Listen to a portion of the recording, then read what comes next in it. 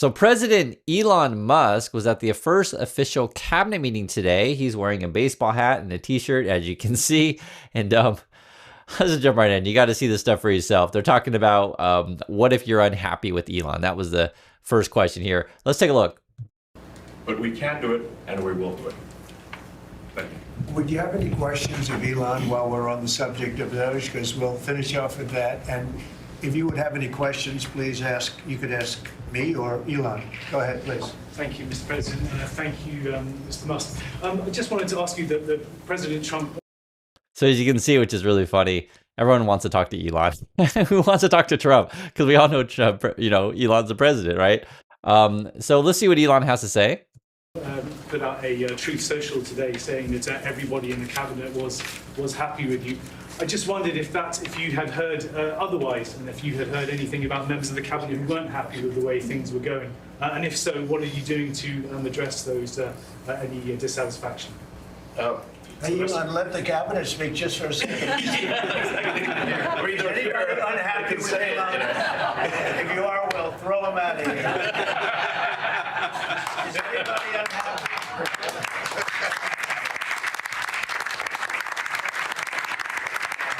They have a lot of respect. See, now notice how this is peer pressure. That's what this is, right? Is anyone happy? Is anyone happy, right? And Trump's got loyal people right around him, like so how did the seating arrangement get the most loyal people to him? But all of these people are essentially yes boys and girls. But this is what effectively sort of forced consensus looks like, right? Is anyone happy? And everyone starts clapping, right? And the guy Hegseth, I think the other guy is Lutnick's his name. He's kind of like one of Trump's right hand man. We saw him in the meeting. With the green card thing, it was the same kind of stuff. He's like, if the president asks you to do something, you say yes. And that was actually in the, we talked about the Trump's gold card thing for $5 million. But this is what it is. I just want you to see what peer pressure looks like. This is what many companies who are essentially the boys club look like. Dissenting opinions not welcome. Like for example, for these kind of meetings, these kind of boys, say on Wall Street, will want to invite all of the, we'll say, ladies of the night, that kind of stuff, pole dancers into the meetings. And, if you don't like that kind of culture, well, then get out, right? That's what the old boys club looks like. It looks just like this. This is exactly what it is. So peer pressure everywhere. Respect for Elon and that he's doing this. And some disagree a little bit, but I will tell you. And actually, you can literally see it right there from the clip. It's the boys club. Is there any denying that? I mean, it clearly is. And I also want to mention too, with the whole Elon and the t-shirt and hat thing, just imagine if Obama showed up and was wearing a t-shirt and a baseball cap to these kind of meetings. Just think about how he would be treated, right? And this is the world we live in. Elon can get away with anything. For the most part, I think everyone's not only happy, they're thrilled. So go ahead, Elon. Grateful. I'd like to add that those. The next thing we're going to talk about is the firing of workers, right? So that's been the issue. Elon sent out the email, and basically you're supposed to respond. And they're going to make all these claims about are we paying dead people or not, that kind of stuff. But just have a listen to what they say regarding firing workers. Million people that haven't responded, though, Elon, they are on the bubble. I wouldn't say that we're thrilled about it. They haven't responded. Now, maybe they don't exist. Maybe we're paying people that don't exist. Don't forget, we just got here. This group just got here. But those people are on the bubble, as they say. They're going to be gone. So I think it's unlikely that we're paying people that don't exist. But hey, if you can find some that don't exist, please show us the evidence of that. I think that's highly unlikely. But that's the kind of stuff these people do all the time. They make all these claims, don't particularly show you any convincing evidence, and then they get angry if anyone calls them out on that. Like, say, if you do a story on it and say, hey, I looked at the documents, the numbers don't add up, they get really angry, and then they'll sue you. In fact, Trump got really angry. He is threatening to sue the Wall Street Journal because the Wall Street Journal came out and said, hey, it looks like your tariffs are going to be pretty awful for everyone. This is what a lot of people are saying. It's not just, just random people, right? You can see it. And I think today the news was Trump was threatening 25% tariffs on Europe. So I guess we're doing tariffs on everybody. And remember, these tariffs are essentially taxes on you so that they can fund their pet projects, right? Get your money, put it into a sovereign wealth fund, take that money, give it to Musk so he can do his stupid Mars projects, give it to, whatever big company that wants to do their AI stuff or crypto, whatever. So, I think they want to fire as many people as they possibly can in order to make it so that they can run free and be free of regulations so they can do whatever mergers and monopolies. So that's what this is all about. Here's some more about the firing of everyone, what they say. To be clear, I think that email perhaps was misinterpreted as a performance review, but actually it was a pulse check review. Do you have a pulse? Do you have a pulse and 2 neurons? So if you have a pulse and 2 neurons, you can reply to an email. This is, I think not a high bar. So in this kind of boys culture or this kind of, mafia kind of world, it's kind of like, hey, the mob boss said something, we have to laugh at his stupid jokes, right? And if you've ever been in a company like that, you'll know exactly how that is. Oh, I have to laugh at the boss's joke. I have to, ha, ha, ha, ha. Another way you can look at it as well is that they're all on some sort of substance and they find everything funny. That's a possibility as well. I don't know in this particular meeting if anyone's on anything. I don't know. But I'm just telling you, you can literally see they're laughing, and I'll let you guys be the judge of why they're laughing, right? Is it because they're kissing up to the boss, the president, Elon, or is it because they're on something, or they just find everything funny? Who knows? I will say, though, when you're talking about firing workers, and these people are supposed to be, normally when you come into office, you talk about creating jobs for people, right? But we're all about firing everybody because who cares about workers? They're going to make all sorts of claims about this stuff. I'll just tell you from Elon's past, the kind of stuff that he'll pull, this is the kind of crap, is he'll say like, okay, if you don't answer my email, you're fired, but they'll shut off your access to your email, right? So you can't answer. Or they'll push you out, and the only way for you to, answer to your emails if you actually come back into the office, but that you're already put on leave, so there's no way for you to respond. They're not going to tell you this kind of stuff, but I'm just saying these guys pull shady tactics, and then they try to make it seem like that, oh yeah, look at all these terrible workers that I have. These guys are anti-workers. I've told you that from the beginning. I know it from their history, and you can see it in the stuff that they do. He's going to go on and talk about sort of his philosophy of running the government just like a company, move fast, break things. That's how they're going to treat important services that you need, be it Social Security, Medicare, be it virus and disease protection, these kind of stuff. Have a listen. They're talking about Ebola in the next part here. Mistakes. And I should say, we will make mistakes. We won't be perfect, but when we make a mistake, we'll fix it very quickly. So, for example, with USAID, one of the things we accidentally canceled very briefly was Ebola prevention. I think we all want Ebola prevention. So we restored the Ebola prevention immediately, and there was no interruption.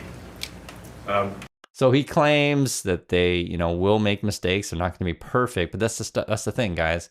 With something like, say, Social Security, you've got to be perfect. Send out the payments to make sure people get it. Send out the money that people that need it, because some people or Medicaid or whatever, some people can't afford to miss a single payment. You can't just, oh well, we're going to move fast and oh, I'm sorry, I made a mistake. That's why we have, the systems in place that we do to protect people. It's slow on a purpose, so you don't make mistakes. It's redundant on a purpose. From Musk's point of view, he's like, why do I need redundancy? I hired one person to do a job or whatever, and that person should do their job. Why do I need someone to check them, right? Why do I need redundancy? And for anyone who's ever worked in something that is crucial or critical, yes, you want redundancy. It's built into the system to make sure that you don't break things. But Musk is about cost cutting, moving fast, breaking things, and profiting off it, right? And when in doubt, fire employees to sort of, convince the investors of the bottom line is awesome and fudge the numbers, right? So I just wanted to show you guys kind of their culture, and you'll see it live. Musk goes on to talk about how this is essentially like the Avengers' best cabinet ever. Have a listen. And President Trump has put together, I think, the best cabinet ever. Literally. So, I do not give false praise. This is an incredible group of people. I don't think that such a talented team has actually ever been assembled. I think it's literally the best cabinet that the country has ever had, and I think the company should be incredibly appreciative of the people in this room. Mr. Musk. Go ahead, please. Best cabinet ever, guys. And I'm actually quite curious if there are, seriously, this is a serious question, and I understand there's people, and this is probably how it goes. people in the MAGA, they don't pay enough attention to the news anyway. What they do is they just, watch social media, look at memes, smile at the shiny objects. And I know I'm being a little bit mean, but I'm just telling you how it is. And some people think that the only way I participate in politics is I vote once every 4 years. I don't watch the debates. I don't watch anything. And I don't read the news because everything, if I don't agree with it, it must be lies, right?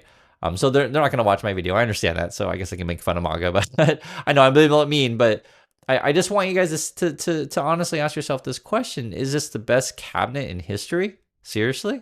I mean, can you honestly say that? And if you don't know what we're talking about, I'll just give you a couple examples. The easy ones, that low-hanging fruit. It's hard to argue that Hegseth is that good. He's picked because he was on Fox News, right? The Secretary of Education person, the McMahon person, she's like professional wrestling CEO. Had tons of terrible scandals over there with her husband. Those are the most obvious ones. If you want to go into Kristi Noem, the kind of the conspiracy crap that she says. Who else is sitting at that table? Was it the Lugnick guy? I mean, there's any number of people. The RFK guy, who's all about conspiracy theories. Also, they assembled just like as many conspiracy theories and loyalty yes people as possible. It's a boys' club. I mean, it essentially is what it is. And you can tell by the way that they're all laughing at everything if you watch the whole thing. I'll just say this. I'm surprised they didn't bust out the cigars, right? I don't know why they didn't. I mean, just get cigars there and be like, we got control of the country. Ha, ha, ha, ha. Right? It's just that kind of world. The thing that was interesting, there's one part that was fascinating. I don't know if the news will pick up on it. I'm mentioning it because it was obvious to me. Trump calls green energy a scam. And Musk is supposed to be part of this green energy stuff. So it's going to be interesting if the subsidies to Tesla get cut, if we cut the whole carbon credit stuff, cut the EV tax credit stuff. I don't know what's going to happen with that. The rumor on the streets, they're going to cut it. And that would affect Musk directly, but he's leaving Tesla. I mean, he's not even there. I mean, it's obvious. Where is he? The stock is down like 39, 40% last I checked from the top. And I want you to see this, though, what Trump says about the green energy thing. All of the other things, the inflation, which he caused because of energy and stupid spending, to spend hundreds of millions, trillions and trillions of dollars on... And he's referring to Biden, Biden to spend all this money there and there and there and there, Trump just blames Biden for everything. It's funny. Green New Scam, a total scam. I have the best energy people, the best environmental people in the world around this table.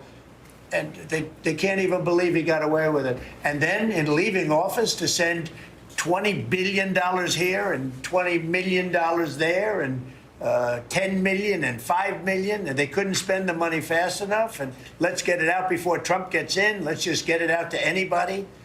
This is a disgrace to our nation. And you don't write the fair thing, but look, the good news, the people see it, and that's why we won the election by so much. Thank you very much, everybody. Thank you, guys. Outright. All right, so that's the conference call thing, or cabinet member, I should say. Guys, these are the people in charge, and there's a couple major things that are going on right now.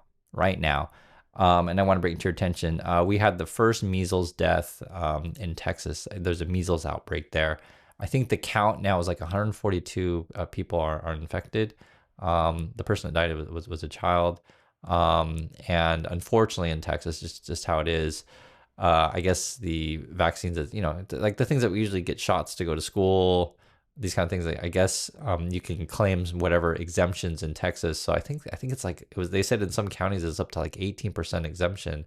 So people are not vaccinated. And so you're going to get measles. And people who are older pointed out to me, and I mentioned in the last video, that measles is no joke. And I said, because I'm not that old, I'm 49, and it just wasn't a thing. It just hasn't been a thing. We were just, we're past that. I guess the measles was more of a thing back, say maybe the 60s and before, like 1960s and before, like a long time ago.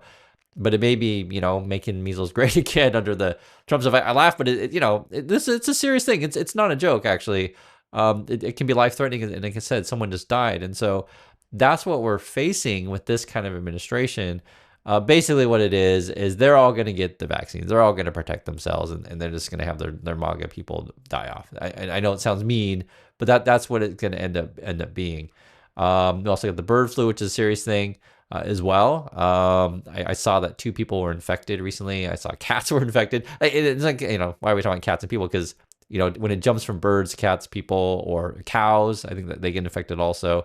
It can be a real problem. So take this stuff seriously. I saw the Trump people, they're cutting EPA regulation stuff. So who cares about clean air and clean water? But that's the performance. That's the priority of these people. Musk hates the EPA. He wants to launch his rockets, poison your water, do whatever he can to get as many rockets in the space to blow up your tax dollars, because he's got some weird delusion that he's going to go to Mars. Maybe he is. Maybe he's going to use all our tax dollars and go to Mars and go live there. Who knows? Please do. And that's what it is. I just try to show you guys what it is. I get frustrated when I watch this stuff, because to me the corruption, incompetence is obvious. It should be obvious to everyone. Just look at the way that they behave. Look at the expression on Trump's face. Look at the people that they choose, and this is clearly not the most talented cabinet in history. It's quite the opposite. This is the worst in history. And the sad thing, the people who disagree with me, they don't know history. And I challenge you, right? Look at the resumes of any of the people in the Trump's cabinet. Look at the amount of scandals, etc., and be honest about this stuff. These people are awful, and you can see it in the way that they behave. Or in Musk's case, you can see like this guy just shows up, special government employee, no financial disclosures. He's only supposed to work 130 days. They'll probably extend that, and we'll have no idea what kind of payoffs or financial stuff that he's getting in terms of full disclosures. And that's what it is. It's corruption right out in the open, and President Musk is ruling the roost, as you can see. So if you disagree, they're going to pressure you to quit. I guess they'll throw you out. Anyway, just want to hear your thoughts on this one, and I'll catch you all in the next video.